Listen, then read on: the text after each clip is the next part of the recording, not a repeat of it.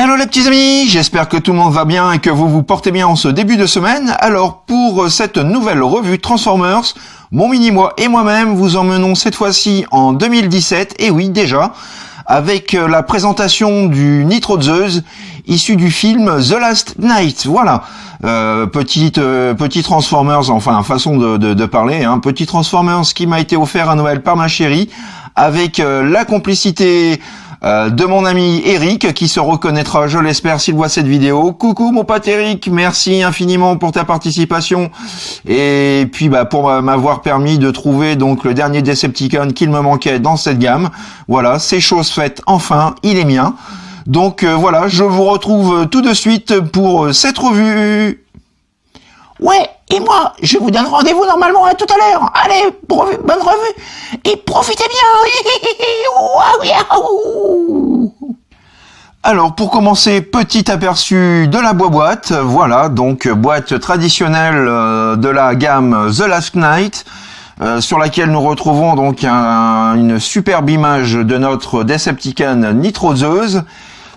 Sur la tranche latérale, à nouveau, donc notre Nitro, donc voilà, dans toute sa splendeur. Sur la tranche latérale gauche, voilà, tout simplement la suite de l'art qui se trouve donc en première image. Et au dos de la boîte, nous retrouvons notre produit commercial, donc sous sa forme robot et sous sa forme véhicule. Voilà, petite chose à noter, c'est que l'on voit sur la boîte qu'il possède plusieurs yeux. Ce n'est pas le cas au niveau du jouet, puisque voilà, au niveau du jouet, il n'en a qu'un seul, un petit peu comme Shockwave. Mais ça, nous verrons ça d'un peu plus près durant la revue. Donc voilà, en ce qui concerne la petite boîte. Nous retrouvons bien entendu notre petite notice.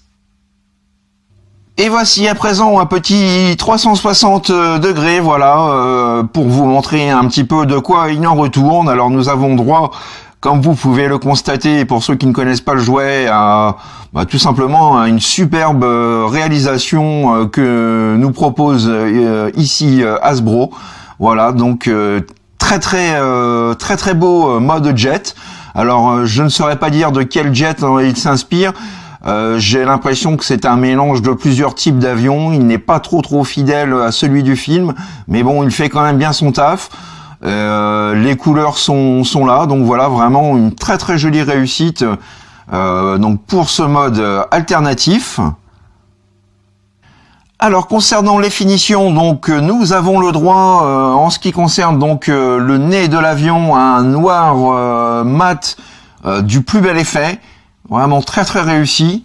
Nous retrouvons également donc des bandes noires, voilà, à l'arrière des ailes, avec de superbes symboles Decepticon.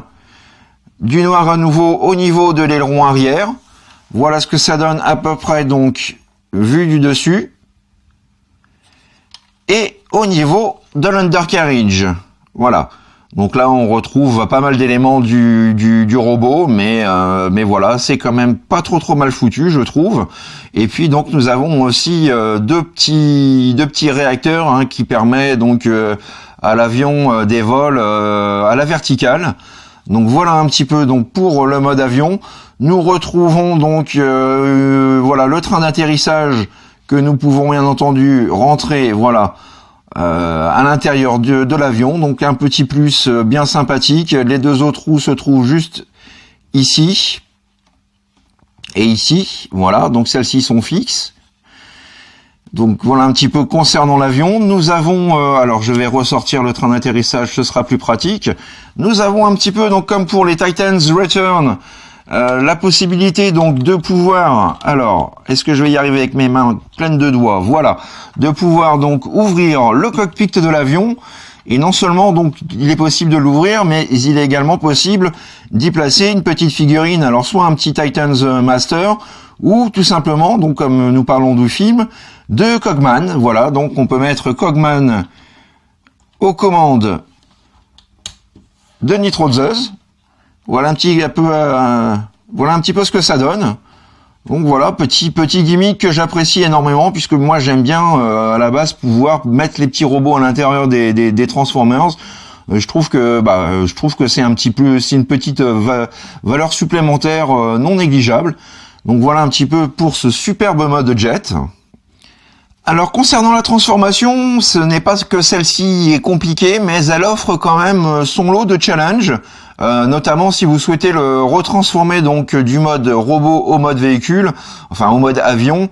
Là j'ai éprouvé quelques petites difficultés, voilà, mais bon c'est pas infaisable.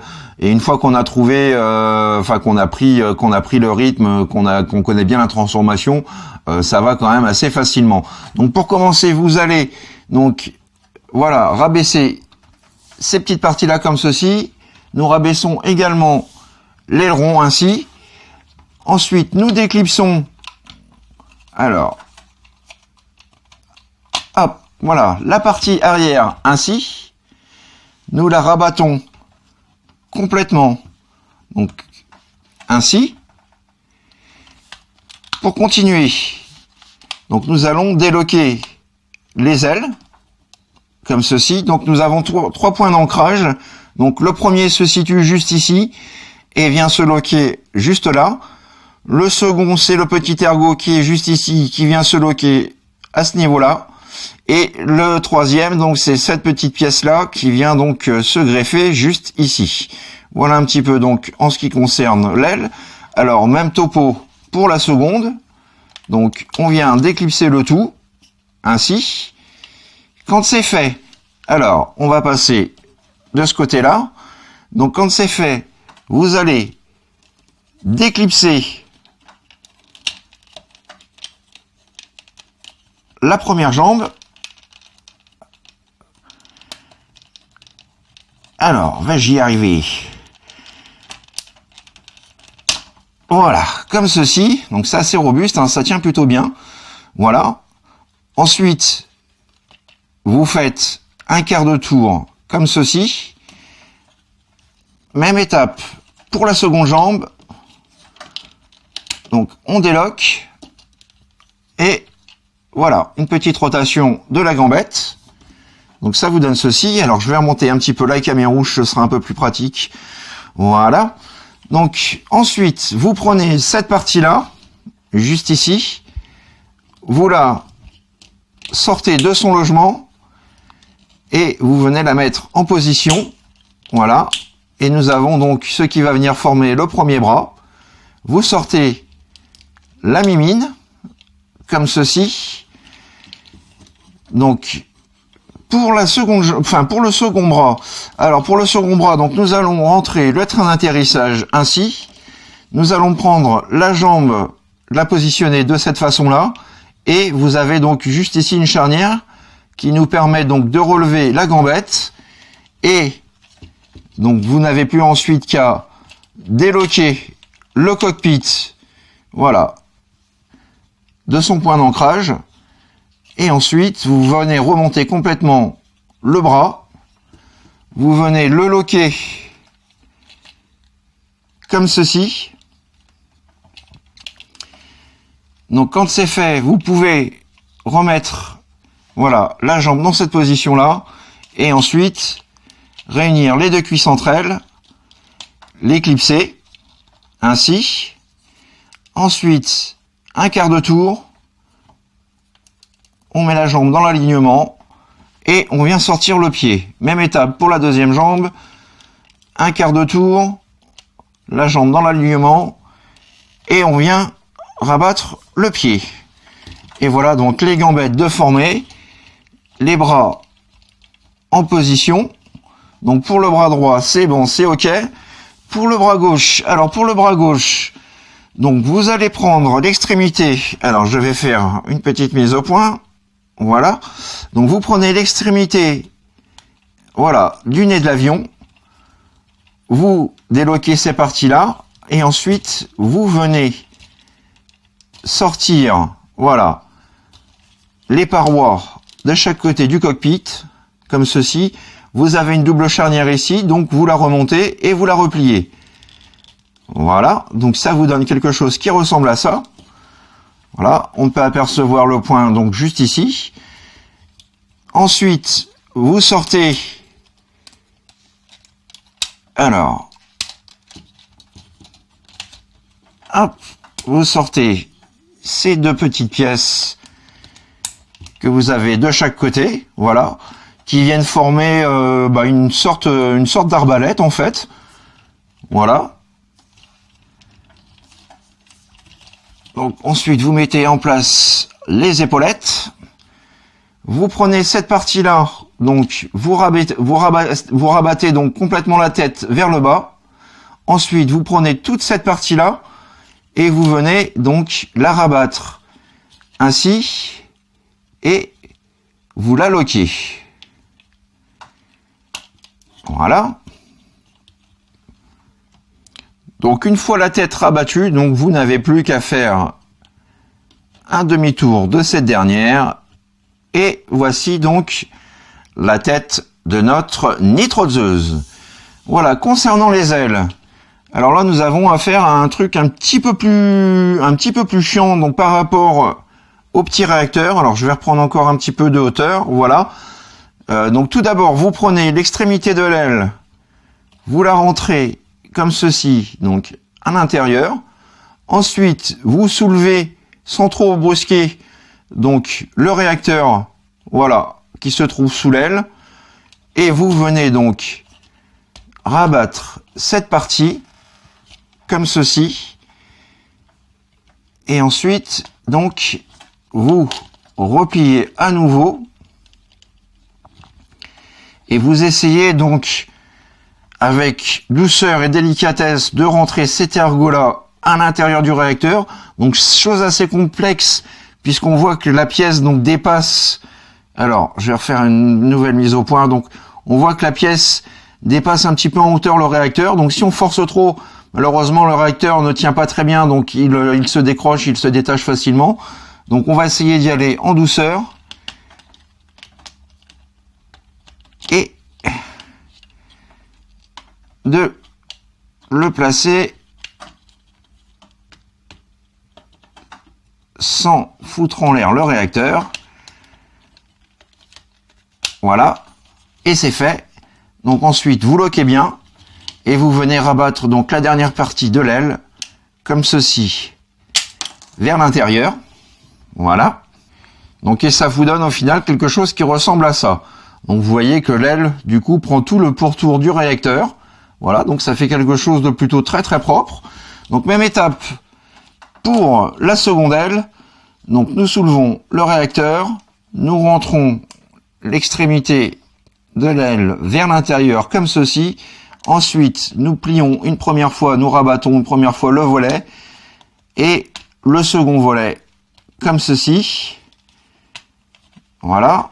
Ensuite, nous allons essayer une nouvelle fois avec douceur de rentrer le réacteur donc à l'intérieur de l'aile sans tout démonter. C'est une étape assez délicate, je le reconnais. Et voilà, donc c'est bon pour cette fois-ci, pour ce côté-ci du moins. Voilà, dernière étape, donc on rabat, voilà, l'extrémité de l'aile à l'intérieur comme ceci, et ça nous fait donc une sorte de jetpack, donc plutôt bien pensé. Le backpack n'est pas trop gros, donc voilà, notre ami, ou plutôt notre Decepticon nitrozeuse transformé. Un petit aperçu, alors je vais, voilà, faire un petit plan éloigné de façon à ce que notre Decepticon entre bien dans le cadre. Donc voilà un petit peu à quoi ça ressemble. Donc vraiment une superbe finition. Le robot est juste du tonnerre, il est mortel, il est magnifique, je l'adore. Ça faisait un moment que je le cherchais, j'ai fini par l'avoir et je ne le regrette vraiment pas. Hasbro a fait vraiment du bon boulot, comme l'essentiel de cette gamme The Last Knight, je trouve.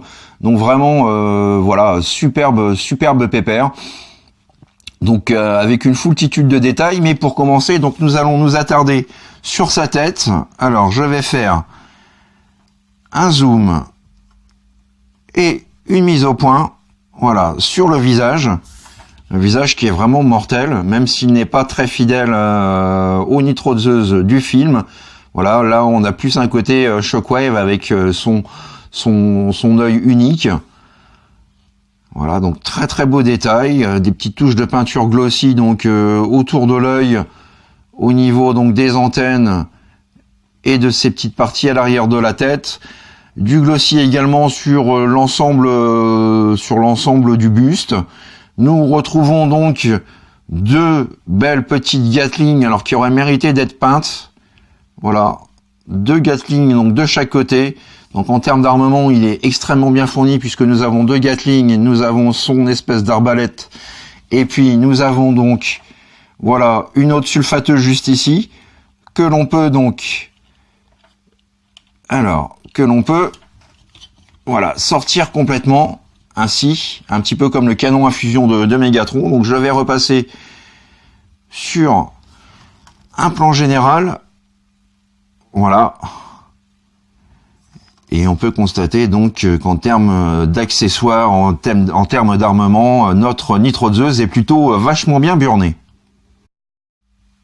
Donc au niveau des finitions et peinture, détail et peinture, donc voilà. Je vais le rapprocher un petit peu. Donc, nous retrouvons, comme je vous le disais, donc de superbes sculptures. Le symbole Decepticon juste ici sur sa poitrine. Nous avons donc du rouge sur ces parties-là. Nous avons le chiffre 7 sur le haut de la cuisse. Du glossy. Un superbe silver donc qui vient faire ressortir le bras droit. Voilà, donc les détails, moulures et sculptures au niveau de sa sulfateuse. Je vais y arriver. Voilà ce que ça donne. Donc vraiment, voilà, de superbes détails. Voilà, donc une figurine qui fait vraiment plaisir à manipuler. On retrouve également un petit peu de rouge, voilà, sur le bas des jambes et à ce niveau-là, au niveau donc des petits tuyaux qui passent. Donc vraiment très une superbe figurine tout simplement que j'adore. Nous avons donc le nombre 13 également gravé, donc peint en rouge sur son épaule, sur son épaulette.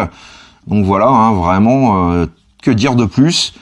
La finition globale est vraiment très bien peaufinée, si ce n'est comme je vous l'ai dit tout à l'heure, que j'aurais souhaité que les sulfateuses soient peintes pour qu'elles puissent ressortir davantage par rapport au robot. Mais voilà, on va pas trop se plaindre. Le taf est quand même bien fait. Donc concernant les articulations, nous avons la tête que l'on peut pivoter de gauche à droite. Nous pouvons également donc la lever et la baisser. Nous avons donc la pub Dove, pas de souci, il gère la pose.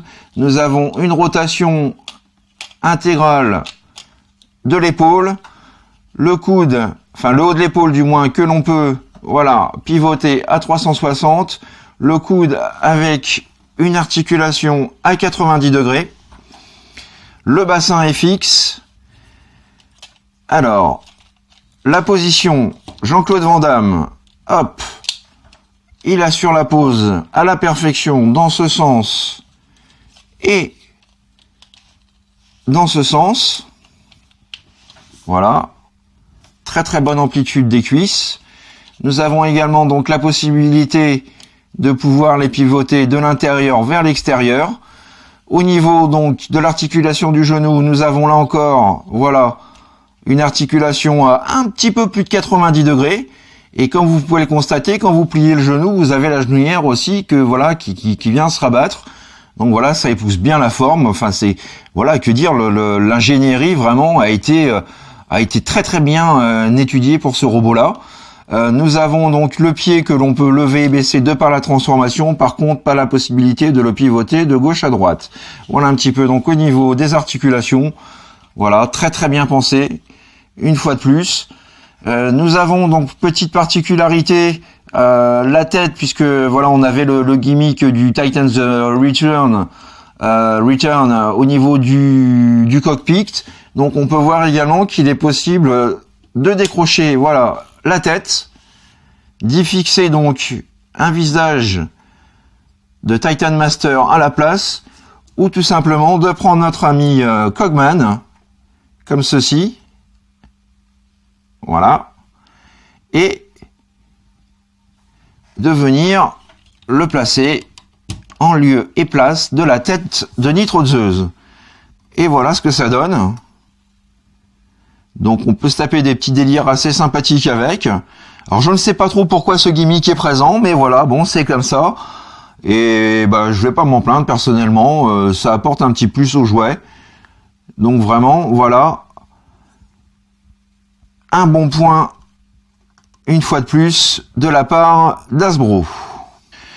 Alors, petite chose que j'ai omis de vous montrer pour le mode Jet, c'est que, voilà, Nitrozeus est fourni avec 2 jeux de 3 missiles. Alors, je vais faire une petite mise au point dessus.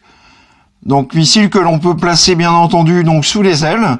Mais également, alors, je vais repasser sur le mode Nitrozeus. Voilà, donc 2 missiles que l'on peut également plugger à l'arrière de ce qui pour moi fait office de jetpack. Voilà, comme ceci. Et donc le voici à présent surarmé. Alors je vais, voilà un petit peu donc le résultat final. Donc vraiment de quoi en découdre avec les Autobots. Hein, c'est qu'il est quand même coriace, notre petit père Nitrozeus. Voici à présent un petit 360 degrés de notre pépère. Voilà. Pour que vous puissiez l'admirer sous toutes ses coutures. Donc comme vous pouvez voir, hein, il est vraiment imposant, baraqué. Assez impressionnant, je trouve. Une véritable petite pépite.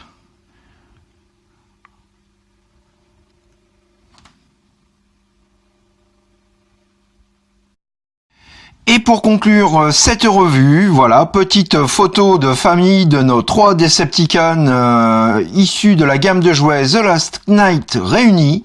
Voilà, donc notre petit barricade, Nitrozeus et bien sûr le boss Megatron. Et voilà les petits amis, c'est ainsi que s'achève cette revue du jour, donc consacrée au The Last Knight, Nitrozeus. J'espère que cette revue vous a fait passer un bon moment, vous a permis de découvrir une figurine qui, vous l'aurez compris, est pour moi vraiment un must-have. Finition aux petits oignons, transformation donc pas complexe, mais voilà, qui propose son petit lot de challenge. Un mode robot absolument du tonnerre, voilà. Une figurine qui globalement, comme l'ensemble de la gamme The Last Knight, est vraiment très très réussie. Donc un excellent job de la part de Hasbro. Voilà, je remercie une fois de plus donc ma compagne et mon ami Eric qui m'ont permis donc de pouvoir finaliser ma team Decepticon. Je vous embrasse bien fort, gros bisous à vous deux. Je vous donne pour ma part donc rendez-vous très prochainement pour de nouvelles aventures Transformers. N'hésitez pas à laisser vos petits commentaires et vos pouces bleus, ça fait toujours vachement plaisir. Et puis bon bah voilà, ça montre que vous soutenez aussi mon travail, ma chaîne et voilà ce que je vous propose dans l'ensemble. Voilà, donc rendez-vous très prochainement. Et à très bientôt. Allez, plein de bisous les petits amis. Bye bye. Tchuss. Dis-moi, tu serais pas un petit peu mégalomane sur les bords? Non, parce que Nitro, ok, ça peut passer. Mais Nitrozeus, oh là là, comment tu te la pètes? Quelque chose à dire, face de paix. Allez, venez les copains, qu'on s'amuse un petit peu. Chouette. Étant le chef, je dis Brahms.